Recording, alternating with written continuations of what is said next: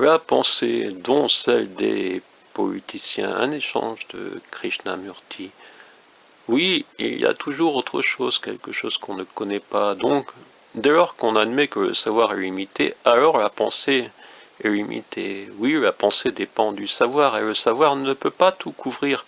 Donc la pensée ne pourra pas faire face à tous les événements. Exactement, c'est pourtant ce que les politiciens et d'autres essaient de faire. Ils croient que la pensée peut résoudre tous les problèmes.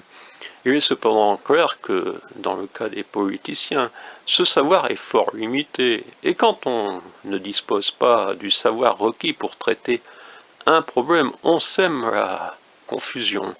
Donc la pensée étant limitée, notre conscience, qui a été élaborée par la pensée, est limitée. Pouvez-vous être tout à fait clair? Cela signifie donc que nous ne pouvons pas rester dans le même cercle? C'est cela, le même cercle. Mais voyez-vous, si l'on compare avec la science, certains pourraient rétorquer qu'en dépit de cette limitation du savoir, je découvre sans cesse. Vos découvertes s'ajoutent aux autres, mais restent limitées. C'est donc un des échanges avec DB.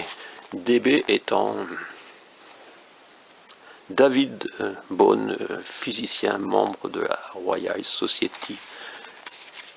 Un des échanges de ce document Krishnamurti en question, chez Stock, avec de nombreuses fautes d'orthographe et des traductions dans un français avec barbarisme parfois.